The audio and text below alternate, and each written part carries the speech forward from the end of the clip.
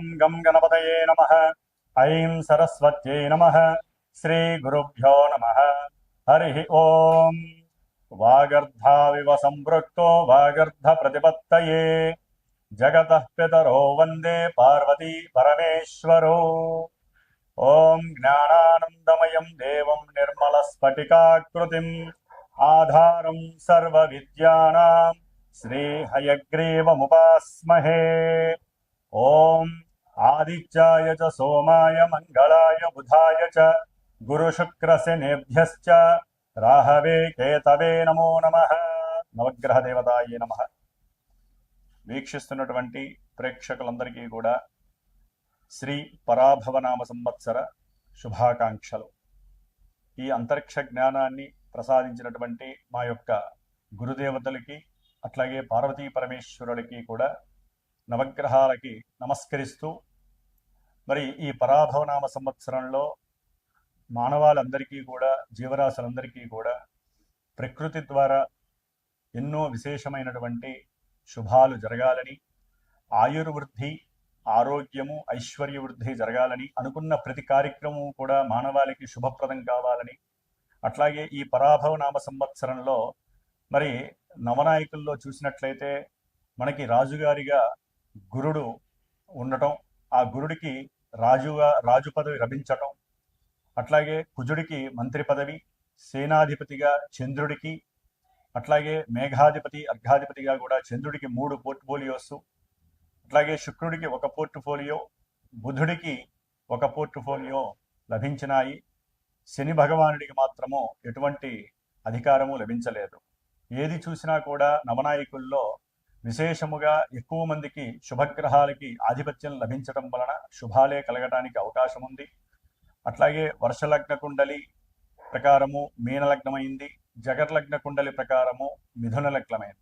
కాబట్టి ఈ అధిపతులు పరంగా చూస్తే గనక బుధగురుడు కాబట్టి ఎవరైనా సరే మన యొక్క ప్రపంచంలో మన దేశాలని, రాష్ట్రాలని పరిపాలించేటటువంటి నాయకులందరూ కూడా అఖండమైనటువంటి జ్ఞానశక్తిని పెంచుకొని, బుద్ధిని, వాక్కుని జాగ్రత్తగా సంభాషణ చాతుర్యంతో మాట్లాడుకొని, ఎటువంటి యుద్ధాలు, భయాలు కూడా దేశంలో ఉన్నటువంటి, ప్రపంచంలో ఉన్నటువంటి జీవరాశులకి కానీ, మానవాళికి కానీ ఎటువంటి అవరోధాలు, ఆటంకాలు కలగకూడదని మనందరం కూడా ఆ సుబ్రహ్మణ్యేశ్వరుణ్ణి ప్రార్థించిస్తూ, ఈ ఉగాది పర్యంతము కూడా దాదాపుగా జూలై ఎండింగ్ వరకు కూడా కాలమాన చక్రంలో సింహరాశిలో ఉన్నటువంటి కేతువు, కుంభరాశిలో ఉన్నటువంటి మరి రాహుగ్రహాల మధ్య గ్రహాలన్నీ కూడా కాలసర్పయోగ దోషాన్ని విలోమ పరంగా అనుభవిస్తున్నాయి.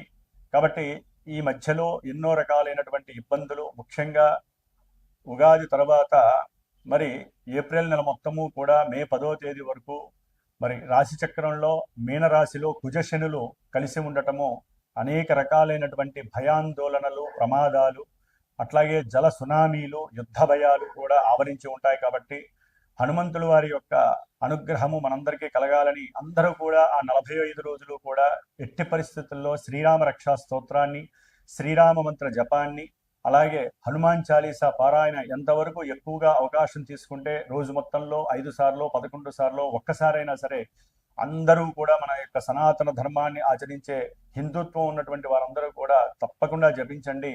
సమస్త మానవాళికి, జీవరాశులకి, ప్రకృతికి ఎటువంటి విరోధాలు కలగకుండా రాజులందరూ కూడా సుభిక్షంగా ఆలోచిస్తూ మనందరినీ కూడా కాపాడే శక్తిని హనుమంతుల వారు ప్రసాదిస్తారు.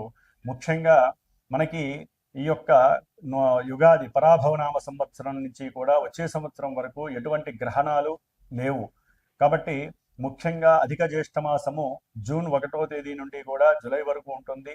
జూన్ 1వ తేదీన 2వ తేదీన మనకి యమునా నది పుష్కరాలు ప్రారంభమవుతున్నాయి అధిక జ్యేష్ఠ మాసంలోనే. అట్లాగే జూలై మాసంలో కూడా మనకి 15వ తేదీ వరకు కూడా నిజ జ్యేష్ఠ మాసంలో విశేషమైనటువంటి వివాహ శుభముహూర్తాలు, గృహప్రవేశాలు ఉంటాయి. జూలై 15 నుంచి కూడా మరి గురుమూఢమి, అలాగే అక్టోబర్ 19 నుంచి కూడా 1 నెల మాసము శుక్రమూఢమి కూడా కలుగుతున్నాయి యుగాది సంవత్సరంలో. కాబట్టి ఏదైనా సరే శుభకార్యాలు చక్కగా ఈ గురుమూఢమి, శుక్రమూఢమి లేకుండా మంచి సమయాల్లో అనుభవిస్తే చాలా మంచిది. ముఖ్యంగా ఈ ఉగాది నామ సంవత్సరంలో మేషాదిగా మీనరాశి పర్యంతం వారికి, అశ్విన్యాది రేవతి నక్షత్రం వారికి కూడా రాశుల ప్రకారం ఎవరి రాశి ప్రకారము ఏ గ్రహాలు, ముఖ్యంగా మేషరాశి నుంచి మిథున రాశిలో ఉన్నటువంటి గురువు జూన్ 1వ తేదీ వరకు ఆయన అక్కడే సంచరిస్తూ, జూన్ 2వ తేదీ నుండి కూడా అక్టోబర్ 31వ తేదీ వరకు కూడా ఉచ్చస్థిత రాశి అయినటువంటి కర్కాటక రాశి మిత్ర రాశిలోనూ ఉంటూ, అట్లాగే ఆయన 5వ రాశి అయినటువంటి సింహరాశిలో నవంబర్ 1వ తేదీ నుండి జనవరి 25 వరకు కూడా రుజుమార్గంలో ఉండి, జనవరి 25 నుంచి జూన్ 15, 16 వరకు కూడా మరి మళ్ళీ వక్రించి కర్కాటక రాశిలో సంచారం చేస్తూ ఉంటారు. కాబట్టి గురువు యొక్క అతిచార సంచార ప్రభావం వలన ఎన్నో రాశుల వారికి మూడు విధాలైనటువంటి ప్రభావాలు, మంచి చెడులు జరగడానికి అవకాశం ఉంటుంది. మరి ఆ యొక్క గురువు యొక్క అతిచార ప్రభావం తొలగాలంటే ఎక్కువగా గురు దత్తాత్రేయుని వారి యొక్క చరిత్రను కానీ, లేదా దక్షిణామూర్తి వారి యొక్క పూజలు హోమాలు కానీ చేసుకోవడం ద్వారా నిత్యము కూడా అందరూ కూడా ముఖ్యముగా గురువుకి సంబంధించినటువంటి, శనికి సంబంధించినటువంటి విష్ణు సహస్రనామ పారాయణ ఎవరైతే చేస్తారో నక్షత్ర దోషాలన్నీ కూడా తొలగిపోయి శుభప్రదమైనటువంటి వివాహ యోగాలు కానీ, విద్యా యోగాలు, సంతాన యోగాలు, అట్లాగే గృహ యోగాలు కలగడానికి అవకాశాలు ఉన్నాయి. ముఖ్యంగా మరి ఈ యుగాది పరాభవనామ సంవత్సరంలో ద్వాదశ రాశుల వారికి ఏ రాశుల వారికి ఏ విధంగా ఉంటుందో తెలుసుకునే ముందు మరి ఒక్కసారి గురువు యొక్క నామస్మరణం. ఓం గురవే సర్వలోకానాం భిషజే భవరోగిణాం నిధయే సర్వ విద్యానాం శ్రీ దక్షిణామూర్తయే నమో నమః. మకర రాశి శ్రీ పరాభవనామ సంవత్సరంలో మకర రాశి వారి యొక్క గోచార గ్రహస్థితుల్ని కనుక మనం గమనించినట్లయితే, ముఖ్యంగా ఈ యొక్క పరాభవనామ సంవత్సరంలో వీరికి ఆదాయ వ్యయాలు, రాజపూజ్యాలు, అవమానాలను మనం గనక తెలుసుకొని ఆ తదుపరి అసలు ముఖ్యంగా ఈ యొక్క మకర రాశిలో ఉండేటటువంటి నక్షత్రాలు ఏమిటి? ఉత్తరాషాఢ నక్షత్రము 2, 3, 4 పాదాల వారు, శ్రవణ నక్షత్రం 1, 2, 3, 4 పాదాల వారు, ధనిష్ఠ నక్షత్రం 1, 2 పాదాల వారు, ఈ నక్షత్ర సముదాయం కలిగిన వారు మకర రాశిలోకి వచ్చి ఆ మకర రాశికి సంబంధించినటువంటి ఈ సంవత్సర ఫలితాలను అనుభవిస్తూ ఉంటారు. మరి ఈ యొక్క మకర రాశి వారికి ఈ యొక్క సంవత్సరంలో తృతీయ స్థానంలో ఉన్నటువంటి శని ఈ సంవత్సరం అంతా కూడా అనుకున్న ప్రతి విషయంలో ముందడుగు వేసే అవకాశాన్ని, అట్లాగే బంధువులకి వీరి సహాయం చేయటము, అవతల వ్యక్తుల నుంచి వీరికి సహాయం అందటం, పెట్టే పెట్టుబడులు ఎందు సరైనటువంటి ఆలోచన నిర్ణయాదులు నిదానంగానైనా సరే పెట్టుకొని చక్కగా జాగ్రత్తగా మాట్లాడి అవతల వ్యక్తులతో ఆ విషయంలో కొన్ని ప్రయాణాదులు చేసి కొన్ని విషయాల్ని సేకరించి కూడా కొత్త ఆవిష్కరణలతో కూడినటువంటి పెట్టుబడుల్ని పెట్టి మీరు చక్కటి యోగాన్ని, అట్లాగే ధనాన్ని వృద్ధి చేసుకునేటటువంటి మంచి కొత్త ఆలోచనల్ని కలుగజేసే అవకాశము, శారీరకంగా చాలా కష్టపడతారు. అట్లాగే ఎంతో వివేకంతో, వ్యక్తిగతమైనటువంటి ఆలోచనలతో, ఏకాగ్రతతో, సరైనటువంటి ప్రణాళిక చర్యలతో ధనాన్ని ఖర్చు పెడుతూ పొదుపు చేస్తూ వీరు ఉన్నతమైనటువంటి స్థితిని పొందుతారు. ముఖ్యంగా మకర రాశి వారికి మరి ఈ యొక్క సంవత్సరంలో ఆదాయము 2, వ్యయము 8 గాను, రాజ్యపూజ్యం 1, అవమానం 2గా సూచిస్తోంది. కాబట్టి కొన్ని కోరికలని, ఖర్చుల్ని కనుక తగ్గించుకున్నట్లయితే ఆదాయం చాలా తక్కువగా ఉంది. కాబట్టి ఉన్నంతలో వారు అప్పులు చేయకుండా వెళ్ళడానికి అవకాశం ఉంటుంది. అవమానించే వాళ్ళు కూడా కొంచెం 1% ఎక్కువ ఉన్నారు. కాబట్టి సాధ్యమైనంత వరకు ఎవరి దగ్గరికి వెళ్లకుండా, ఎవరితో ఎక్కువగా అదిగా మాట్లాడకుండా వారి పనులు వారు చేసుకోవడం చాలా విశేషప్రదము. ముఖ్యంగా మకర రాశి వారికి శని అనుకూలం ఎంత అనుకూలంగా ఉంటుందో, గురువు యొక్క అనుకూలత లేకుండా జూన్ 1వ తేదీ వరకు కూడా 6వ స్థానంలో ఉండటం ద్వారా అయిన వాళ్లతో, బంధువులతో, లేకపోతే కుటుంబ సభ్యులలో ఎవరైనా సరే వీరికి తెలిసినటువంటి పరిచయం ఉన్నటువంటి వారితో కానీ అనుకోకుండా ఏదో రకమైనటువంటి ఊరికినే గొడవలు, లేకపోతే వారికి సంబంధించినటువంటి విషయాలలో వీరు గనక తలదూర్చినట్లయితే కనుక వీరి మీద అవమానాలు, భారం ఎక్కువగా పడే అవకాశం ఉంటుంది. అట్లాగే మకర రాశి వారికి ఆర్థిక పరమైన అంటే ప్రయాణాల కోసం విపరీతమైనటువంటి ఖర్చు చేసే అవకాశం ఉంటుంది. దానికి వేరే చోట నుంచి అప్పు తీసుకోవటం, బంధువుల నుంచి అప్పు తీసుకోవటం, వాళ్ళ ద్వారా వేధింపబడటం, వాళ్ళ చేత మాట పడటం, దాని ద్వారా బాధపడటం, ఇవన్నీ కూడా ఈ గురువు ద్వారా జరిగే అవకాశం ఉంటుంది. కాబట్టి కొంచెం జాగ్రత్త వహించండి. ఉద్యోగంలో కూడా ఏది పడితే అది మాట్లాడకుండా సరైన తెలివి జ్ఞానము లోక జ్ఞానం అలవరుచుకొని ఏదైనా ఒక ఇంటర్వ్యూకి వెళ్ళేటప్పుడు 1-4 సార్లు దాని గురించి శోధన చేసి కనుక మీరు ఇంటర్వ్యూకి వెళ్తే విజయం సాధిస్తారు. లేకపోతే మీ మీద లేనిపోని అనుమానాలతో పాటుగా అవమానాలు బెడద ఎక్కువైపోతూ ఉంటుంది. ఆర్థికంగా కొంచెం నష్టాలు కలిగే అవకాశము, అనారోగ్యాలు కలిగే అవకాశం కలుగుతుంది. కొంచెం జాగ్రత్తగా ఉండండి. అట్లాగే గురుబలం అనేటటువంటిది మకర రాశి వారికి జూన్ 2వ తేదీ నుండి అక్టోబర్ 31 వరకు ఉంటుంది. కాబట్టి ఎవరైనా సరే వివాహ ప్రయత్నాలు చేసినా సరే, వ్యాపారంలో ఏదైనా పెట్టుబడులు పెట్టాలన్నా సరే, ఎవరితో అయినా మంచిగా మాట్లాడాలన్నా పెట్టుబడుల గురించి, వ్యాపార భాగస్వామ్యంలో మీరు ఎవరినన్నా చేర్చుకోవాలనుకున్నా, ఏదైనా వాహనాలు కానీ లేకపోతే గృహాలు కానీ కొనాలనుకున్నా, ఏదైనా అమ్మాలనుకున్నా ఈ సమయంలో కనుక చేసినట్లయితే మిమ్మల్ని ఎవరూ మోసం చేయకుండా మీకు స్వలాభం కలగడానికి గురుబలం చాలా ఉపయోగకరంగా ఉంది. వివాహ సిద్ధి, సంతాన వృద్ధి కలగడానికి అవకాశము, అంతర్గతంగా శత్రువులు ఎవరన్నా ఉంటే కూడా వాళ్ళు పక్కకి వెళ్ళిపోతారు. అట్లాగే మీ మాటే వేదవాక్య అవకాశం ఉంటుంది. వ్యాపారంలో పెట్టినటువంటి పెట్టుబడులకి చక్కటి సౌకర్యవంతమైనటువంటి ధనలాభాదులు కలగడానికి అవకాశం ఉంటుంది.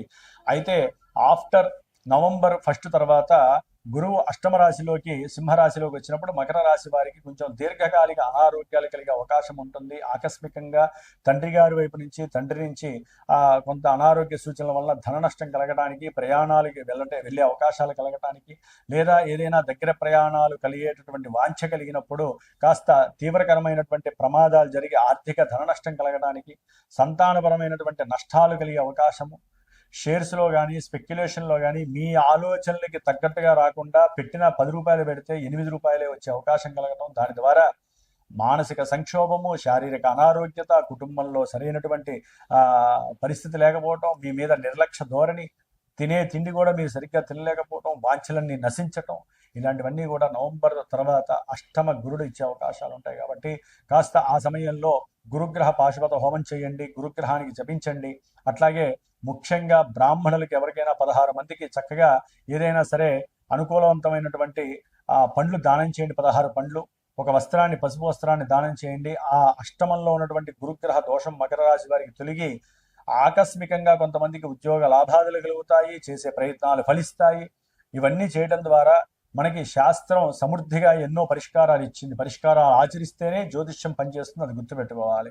కాబట్టి జనవరి ఎండింగ్ తర్వాత మళ్ళా గురుబలం వీళ్ళకి చక్కగా లభిస్తుంది. కాబట్టి జూన్ వరకు కూడా మళ్ళీ విశేషంగా మాఘమాసంలో వచ్చే సంవత్సరం ఫిబ్రవరి తర్వాత వివాహాదులు, శుభకార్యాలు జరగటం, ఇవన్నీ కూడా మకర రాశి వారికి కలుగుతుంది. ఏదైనా సరే మరి వీరికి రాహువు డిసెంబర్ 5వ తేదీ వరకు కూడా మకర రాశి వారికి కుటుంబము ధనస్థానంలో ఉండటం, నేత్రపీడలు కలగటము, కుటుంబంలో విరోధత్వము, విడిపోయేటటువంటి సందర్భాలు కలగటము, నమ్మి ఎవరికైనా సరే మోసపోవటము, అష్టమంలో ఉన్నటువంటి కేతువు ఉద్యోగంలో మీ మీద కొంత అభాండాలు వేయటం, దాని గురించి ఆలోచిస్తూ కొన్ని ప్రమాదాలను మీకు మీరే స్వయంకృతంగా తెచ్చుకోవటము, లేకపోతే కొంతమందికి అసలు జీవితం మీద విరక్తి కలిగి అసలు ఈ జీవితమే వద్దనుకొని దాని యందు ముందడుగులు వేయటము, ఇట్లాంటివి ఎన్నో జరుగుతూ ఉంటాయి. అక్కడే మీరు ఆలోచించాలి. ఇవన్నీ శాశ్వతం కాదు, మనకంటూ కొన్ని రోజులు వస్తాయి. అది మన జన్మజాతకం తెలియజేస్తుందండి. గోచారంలో మనకి అన్ని ఇలా లక్షణాలు ఉన్నాయి. కాబట్టి మనం ఇక ఈ సంవత్సరం ఇంతేనా అని దయచేసి ఎవరు అపార్థం చేసుకోవద్దు, బాధపడద్దు. ఎందుకంటే ముఖ్యంగా మనం పుట్టినప్పుడు జన్మజాతకంలో మనకంటూ ఒక లగ్నము, దశలు, అంతర్దశలు జరుగుతూ ఉంటాయి. ఇప్పుడు ఆ దశలు, అంతర్దశలు గ్రహస్థితిని బట్టి ఇక్కడ గోచారంలో ఉన్నటువంటి గ్రహాలు లగ్నాలు ఎక్కడ ఉన్నాయి, గోచారాలు ఎక్కడ ఉన్నాయి, దశాంతర్దశలు అసలు ఎక్కడ ఉన్నారు, వారు శుభాలను ఇస్తున్నారా, అశుభాలను ఇస్తున్నారా తెలుసుకొని ఈ సంవత్సరంలో అసలు మీ జన్మజాతకం ఎలా ఉంది, date of birth, time, place ఉన్నాయా లేవా, అవి కరెక్ట్గా ఉంటే సరైన గురువుని సంకల్పించడం, ఆ గురువుని సంప్రదించి మీకు విద్య కావాలా, ఉద్యోగమా, వ్యాపారమా, లేదా భార్యాభర్తలు దూరం అయిపోయి విడిగా ఉన్నారా, లేదా ప్రమాదాలు ఎక్కువగా జరుగుతున్నాయా, ఆకస్మికంగా ధన నష్టం కలిగిందా, లేదా సెల్ ఫోన్లో ఏదైనా సరే ఒక యాప్ వస్తే, లింక్ వస్తే దాన్ని ఓపెన్ చేసి కోట్లు నష్టపోయారా, లేదా డబ్బులు ఇచ్చిన వాళ్ళు తిరిగి ఇవ్వట్లేదా, ఇవన్నీ కూడా జన్మజాతకంలో ఏ ఏ దశల్లో, అంతర్దశల్లో జరుగుతాయో మన ఋషులు గ్రహాలను చూసి ఇప్పుడు రాసి పెట్టారు. అవి మనం చదువుకుంటున్నాం. మాలాంటి గురువుల ద్వారా వాటికి పరిహారాలు చక్కగా చేసుకుంటూ ముందుకు వెళ్ళే అవకాశం తీసుకోవాలి. ఎందుకంటే మకర రాశి వారికి కాస్త ఆగమ్య గోచరమైనటువంటి పరిస్థితే కనిపిస్తోంది. గురుబలం కొంత ఇబ్బందికరంగా ఎక్కువగా ఉంటుంది. కాబట్టి మీరు ఈ సంవత్సరం అంతా కూడా ముఖ్యంగా మకర రాశి వారికి డిసెంబర్ 5 తర్వాత జన్మరాశిలోకి రాహు వస్తున్నాడు. సప్తమంలో కేతు వస్తున్నాడు. భార్యాభర్తల మధ్య లేనిపోని అగాధాలు కలుగుతాయి. తల్లి యొక్క ఆరోగ్యం క్షీణిస్తుంది. చేసే వ్యాపారంలో భాగస్వాముల మధ్య సౌకర్యవంతమైనటువంటి దిశాంతర్దశలు పోతాయి, దిశాదశలు పోతాయి. సరైనటువంటి నిర్ణయాలు తీసుకోలేరు. ఉద్యోగంలో విసులుబాట్లు పోతాయి. ఉద్యోగంలో కొంతమందికి తొలగిపోయే ప్రమాదం ఉంటుంది. కొంతమందికి ఏదైనా కేతు దశలో నడిస్తే ఏదైనా విదేశాల నుంచి మన యొక్క దేశానికి వచ్చేసే పరిస్థితులు కలుగుతాయి. ఇట్లా ఎన్నో వైవిధ్యకరమైనటువంటి సంఘటనలన్నీ కూడా మన యొక్క జన్మజాతకాల్లో నిక్షిప్తమై చేసి నిధిగా మనకు అందించారు మన యొక్క ఋషులు, యోగులు కూడా. కాబట్టి సరే, ఏదేమైనప్పటికీ మానసికంగా ఈ యొక్క దోషాలు అనుభవిస్తున్నటువంటి వాళ్ళు, ముఖ్యంగా మకర రాశి వారు డిసెంబర్ వరకు కూడా జరుగుతున్నటువంటి ఆర్థిక నష్టాలు, ప్రమాద ఘోరాలు, అట్లాగే ఆకస్మికంగా తండ్రి యొక్క అనారోగ్య బాధలు, ఉద్యోగం పోవటము, అట్లాగే నేత్రదోషాలు, ఇవన్నీ పోవాలంటే రాహుకేతువులకి సంబంధించినటువంటి జపతపాదులు చేయించుకొని, సర్పబలి కార్యక్రమాన్ని ఏదైనా ఉంటే చేసుకొని చక్కగా సర్పసూక్త జపాదులు, అట్లాగే సుబ్రహ్మణ్య పాశుపత హోమాలు ఆచరించుకోవటం, గణపతి యొక్క హోమాలు, చిత్రావృత్తి తర్పణాలు, ఇలాంటివి ఎన్నో కూడా కార్యక్రమాలు ఉంటాయి. సరైన గురువుని సంప్రదించండి, చక్కగా ఆచరించండి, యోగాన్ని కలిగించండి. ఇవేమీ లేవు, చక్కగా మీరే సుబ్రహ్మణ్య స్వామికి అభిషేకాలు చేసుకోండి ప్రతి శనివారము వెళ్ళి, అట్లాగే ప్రతి ఆదివారము వెళ్ళండి. రాహుకాలంలో దీపారాధన చేసుకోండి. అన్ని కార్యక్రమాలు అవడానికి ఆ దైవానుగ్రహం మీకు లభిస్తుంది. కాబట్టి ఏదేమైనప్పటికీ కూడా ఈ డిసెంబర్ తర్వాత కూడా వీరికి రాహుకేతువుల యొక్క బలం చాలా ఘోరంగా ఉంది. కాబట్టి వీరు సుబ్రహ్మణ్య ఆరాధన ఈ సంవత్సరం అంతా చేసుకోండి. అట్లాగే గురువు యొక్క పాశుపత హోమాన్ని ఆచరించండి. అట్లాగే గురువుకి నిత్యము కూడా ఓం నమో భగవతే దక్షిణామూర్తి అనేటువంటి మంత్రాన్ని ఎక్కువ నానుడిగా చేసుకోండి. దానివల్ల మీకు మేధస్సు, జ్ఞానము పెరుగుతుంది. అప్పుల బాధలు ఉండదు. ఆకస్మికంగా కలిగే కొన్ని దుస్సంఘటనల నుంచి మీరు బయటపడే అవకాశం లభిస్తుంది. అయితే జాతకంలో మీకు గనక అవయోగాలు కనిపిస్తే అవి చేసుకుంటూ ఉండండి. కొంతమందికి అసలు జాతకం ఉండదు, నక్షత్రాలు తెలియవు. వారు ఏదైనా ఒక గురువుకి ఫోన్ చేసినప్పుడు, మీ మనసుకు నచ్చిన గురువుకి ఫోన్ చేసినప్పుడు, ఆ సమయంలో ఉన్నటువంటి గ్రహస్థితి, మీ జాతకంలో అసలు ఏం జరుగుతుందో గోచారంలో ఆ సమయంలో ప్రశ్నా జ్యోతిష్యం ద్వారా ఆ గ్రహాలు మీ యొక్క కోరికని తెలియజేస్తే మీ యొక్క అభీష్టాలు నెరవేరుతాయా, లేట్ అవుతాయా, లేకపోతే జరగవా అనే విషయాలు కూడా ప్రశ్నా జ్యోతిష్యం చాలా పర్ఫెక్ట్గా తెలియజేసే శాస్త్రం అభివృద్ధి చెందింది. కాబట్టి చక్కటి గురువుని ఆశ్రయించండి. చక్కగా మీకున్నటువంటి కర్మదోషాలని నివృత్తి చేసుకోండి పరిహారాల ద్వారా. ఈ సంవత్సరం ప్రతి ఒక్కరూ కూడా జన్మజాతకాల్ని మీకు తెలిసిన విధంగా గురువుల చేత చక్కగా చూపించుకొని పరిష్కారాలు ఆచరించి ఆరోగ్యంగా, ఆయుష్తో, ఐశ్వర్యంతో మీరు అనుకున్న ప్రతి కోరిక నెరవేర్చుకునేటటువంటి శక్తి గ్రహాలని అడగండి. అంతరిక్షంలో దైవాన్ని ఆరాధించండి, శుభం కలుగుతుంది. ఓం నమో నారాయణాయ నమః.